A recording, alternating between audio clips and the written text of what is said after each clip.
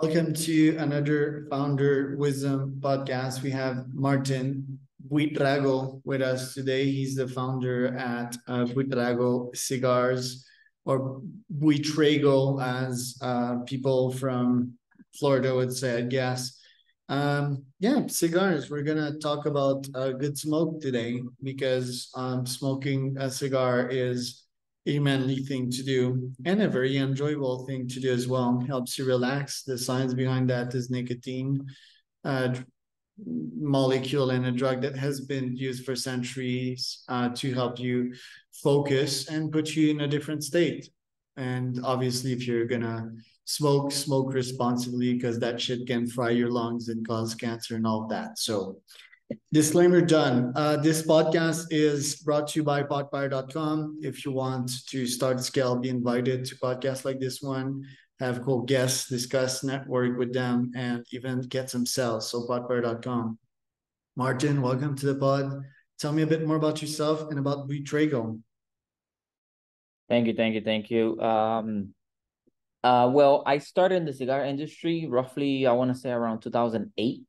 I was actually working for a distributor back then, and that's when I learned everything about cigars. Prior to then, I didn't know anything about cigars, to be honest with you. Just, I used to smoke. So 2008, I learned everything. I started with a website called, Miami Cigar Shop back then. It was a trial and run. I didn't know anything about marketing, distribution. I didn't know absolutely anything. So it was a challenging moment for me, and my and the people around me.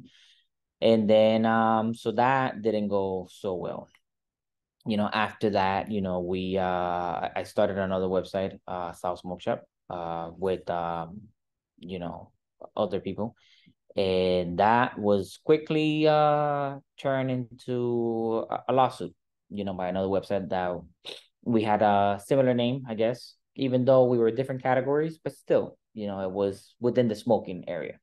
So that got shut down. And after that, everybody perhaps on their own.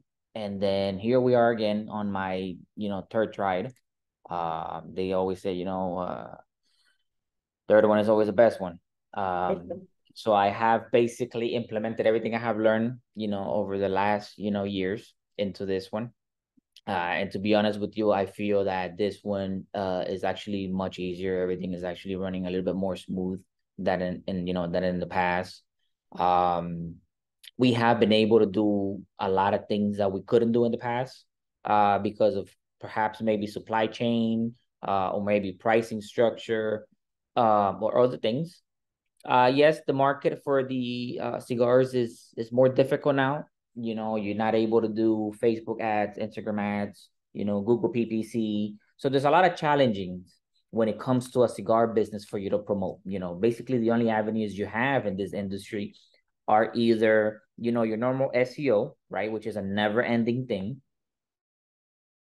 and or you have your affiliate market, which is basically trying to find other websites to link to your websites and advertise for you for, a percentage or a monthly fee.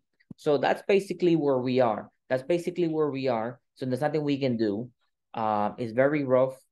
And we try to improve. We've been doing a lot of changes to the website. There's a lot of brands that went out of business prior to the pandemic or even during the pandemic, considering that there were a lot of shipping restraints and a lot of closures and whatnot. So it was very difficult for us to find products. We had to literally think outside the box. So what happened was, we started with cigars, and then we saw a need to add rolling papers, which is basically a category of its own. So we implemented that into the website, and we saw a big change, a big increase in visitors and in conversions and other things. And then we saw the need to add water pipes. I don't know anything about water pipes, but we tried it and it's working out. A lot of things that we keep learning when it comes to that category. So we still learning. The cigars, I can tell you that is always an evolving thing, always a new blend, always a new brand, packaging changing, maybe perhaps even marketing now, marketing restrictions. Now you have brands that you have to sign some sort of pricing agreement where you have to maintain, some sort of pricing online to keep the image of the brand. So that's something new, so it's always challenging. And after that, we decided to try our luck with the accessories line, getting a lot of the accessories directly from suppliers in China, humidors, lighters, ashtrays, and whatnot. And that seems to be working. It's slowly, catching on. But we are always evolving. And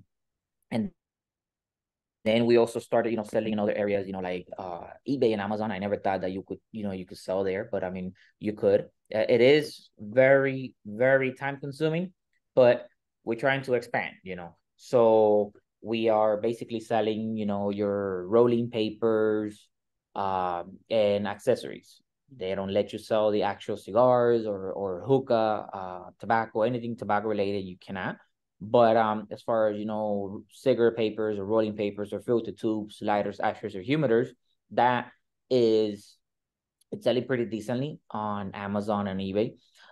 It is, like I said, a lot time consuming. But as a business owner, you have to expand. You cannot just get comfortable. You have to look for the next big thing. You have to look for avenues where you can grow the business. If you sit down and just wait, you're basically gonna get stuck. So you have to go out there. You have to go out there and hustle. Don't stop just because your website is getting, X amount of visitors or X amount of sales. You got to keep going.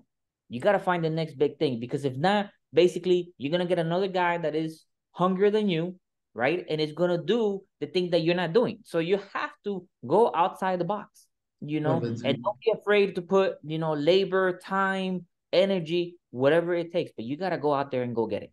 It is what it is. I started with basically getting, let's say, hypothetical, 100 visitors, here and there. And then at times I was getting depressed, but then I was like, nope, there's gotta be a way. Let me find this, long hours. And then all of a sudden, here we are, over 1 million orders served, over 28,000 customers later, here we are. It's a lot.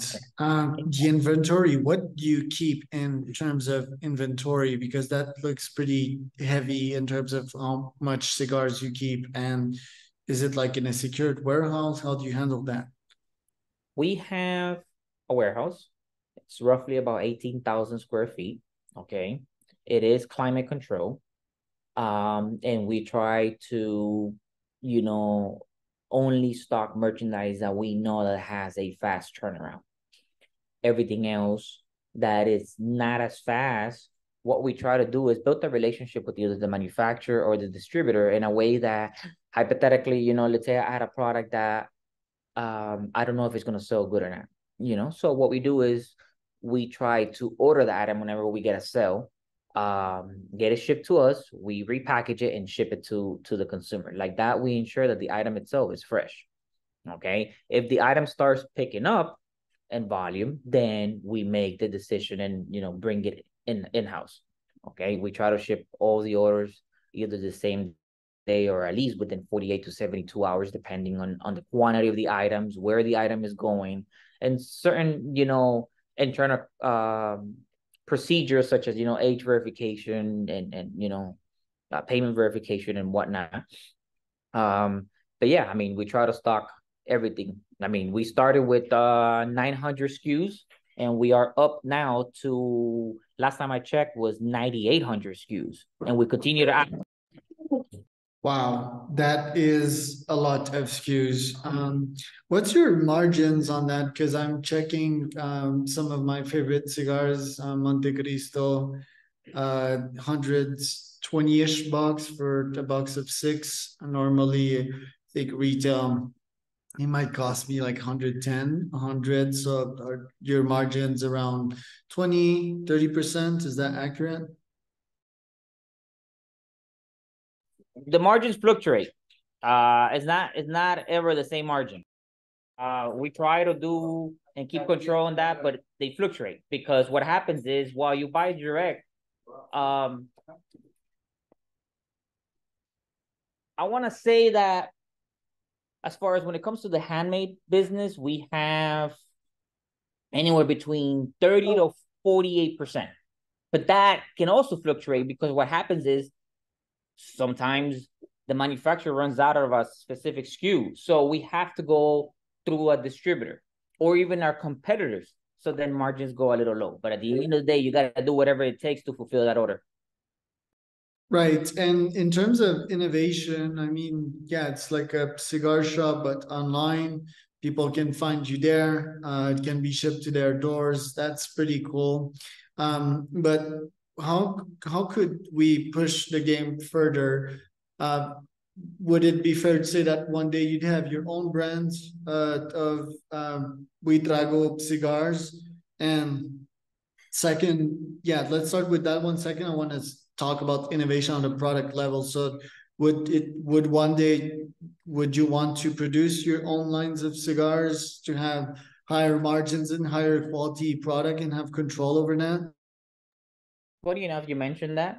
We have designs already of what we would like the brand to be on both aspects. On the machine made category, which are, things that you can, cigars that you will find at your gas station, convenience stores and whatnot. And we also have designs made of what a premium cigar for Buitrago cigars could look like or could be in the near future. We have already gone to Nicaragua, we have gone to Dominican Republic, and we have met with different manufacturers, gotten pricing, tested samples. So I mean, we already have everything in place to actually launch that. We were actually in the process of doing that right before the pandemic. We were going to start with the machine made side, and then unfortunately the pandemic came. We had to basically do a 360 business wide. We had to make a big adjustments on from how we receive products, how we will package products, scheduling wise and everything. And then we put that on pause and we decided to go a different route just for now. It's still there in the pipeline. It's still something that we want to do, but unfortunately we had to put that in pause. During the pandemic, it made me think, if these companies are going down, I just acquired them, basically for peanuts, right? Because most of these companies, they've just gone out and they might have sold their equipment if they're lucky, but what I would like to acquire is their customer base, their email list and so forth. Why haven't you done that? Like probably raise $1 million from a couple of VCs, and let's say that like 5 of these brands have fallen down. You invest a couple of hundreds of Ks in each and acquire these brands to email out the customer and immediately give them a way out to their customers, give the owner a way out because it's their reputation. If they fail and there's no other options, they look like idiots. So what do you think about the idea of acquiring these fallen brands during COVID? We not necessarily are fond of acquiring a brand per se, or maybe even getting investors involved. Everything we've done and built has been basically self-funded. We don't believe in going out and getting investors in, because at the end of the day, you have a game plan. You have put your soul, effort, your soul is into this business, that you don't want somebody else that maybe perhaps just brings money into the table. We want somebody, if we ever do that, actually, we're not opposed to the idea, but if we ever do that and, try to bring like an investor in, we want somebody that is not just going to put money into the business, but is actually going to bring fresh new ideas that maybe we haven't come up with. And that is actually also going to put some sort of time into growing this business. The cigar business is always evolving. And right now, it's actually the other way around. You don't have websites acquiring other websites. What you have right now is what you brought up, which is you have cigar manufacturers acquiring websites like us to have direct access to that data, because that data is key. Email date of birth, addresses, name, buyer frequency, buyer behavior. All that is what these cigar manufacturers are basically acquiring to try to position themselves and make a cigar that is gonna be in for the long run. Because at the end of the day, it's not just, oh, let me come up with a name, let me come up with the packaging, and that's it. No, believe it or not, now buyers are becoming a lot more smarter than before. So, and they're becoming a lot more picky per se than before. So it's not just launching a brand. No, you actually have to do the study. You have to figure out what the best size is, what the customers are into. And if you can do even a market research on marketing, on package appeal, because it has to call their attention. And it's not just launching the brand. Then you have to, go out there and do events in every cigar retailer, which is actually going to cost you money. So instead of doing all that, what cigars manufacturer, to what I believe is happening, is they're just basically acquiring cigar retailers like myself, right? And they just getting access to that data, and they just basically sending them emails with good promotions, but they're focusing more on the brands that belong to them rather than the other brands. Because at the end of the day, I mean, if you spend $100 million to acquire a cigar retailer, you want to get your money back. You know what I mean? And believe it or not, it's actually it's working out. I mean, you got big corporations, big cigar manufacturers that literally own some of the top cigar retailers in the nation. Some of my competitors are owned by the same manufacturers that I'm buying from, And when I look at the pricing that they have on their website versus the pricing that I have, it makes it hard for me to compete. But I'm not going to complain. It's fair game. At the end of the day, what I have to do is basically position myself to, when they decide to acquire the next website, my name comes up. So that's what I gotta try to do. I gotta continue to keep my reputation, continue to grow my sales, right? And continue to have that good relationship with those manufacturers, so that if they ever come knocking, hey, Martin, are you interested in selling? Hey, why not? Let's talk. I'm not opposed to that idea either. So right now, it's basically in our pipeline. How can we, continue to grow, continue to, build a good reputation and a good business, but also get ready and position ourselves to be in the next talk with those cigar manufacturers that they want to invest. I mean, they own already 5-6 brands. So imagine that they have control of five or six of the top selling brands in the nation. And on top of that, they bought one of the biggest cigar retailers in the nation. And on top of that, they also bought another wholesaler, which happens to be maybe within the top 5 wholesaler in the nation for the handmade industry. So they basically have control right there. It's fair game, okay? But they continue to expand. They continue to expand. They continue to grow. They're making adjustments on their end. And we are basically watching how they're doing that, what they're doing. And as we grow as a business, we also trying to, fix whatever we may have wrong. Okay, we're not perfect. So that when they come knocking, we're just in a silver platter. Here it is. What do we sign? And then what will be next? Will you launch another cigar-related business, or you'll just chill for a while? No, I mean, to be honest with you, if that ever happens where they, come knocking to acquire the business, I would like to maybe perhaps, take a job with them, learn more about, the insights on the cigar manufacturer side. I mean, yes, I've been on the retailer side, but I never been on the other side of, cigar making, blend selection, blend aging, and whatnot. I would like, to see how I can get myself involved in that and just give it a shot, If maybe that doesn't happen, then to be honest with you, I haven't really thought about what's next for me. Yeah, you don't need to. Again, focus on the present. There's so much stuff to do, and nice hill to climb. Where can people find out more about you, Martin? About me personally or the business? Aren't they the same? Well, Personally, you're not gonna find anything. I'm a very private guy. LinkedIn. Wise, I mean, we online at buitragocigars.com. We're not perfect, but we tried. We honest, we're straightforward, we're straight shooters. We try to keep, the lowest prices possible. One thing about us versus the others is every order you place, you get a free sample or whatever it is. Whatever we have, you get something. All right. It's something that we built our name around. We're not just sending marketing materials. We send something in there, regardless of what it costs. It could be $1, it could be $5, it could be $10. It's the price. Who knows? But it's something that we try to do on every order. We keep adding every brand that we find in the market. We try to, get it in-house. We try to order it. We don't discriminate. We don't have special selections. Because at the end of the day, we don't know what the customer wants. The customer is changing. They're evolving day by day. So we have to be there. I mean, you got cigars or even blunt wraps or cigar papers that are weird as hell to me. There you go. Martin, thank you so much. That was Charles Cormier, founder of CEOWisdompodcast.com, and Martin Buitrago.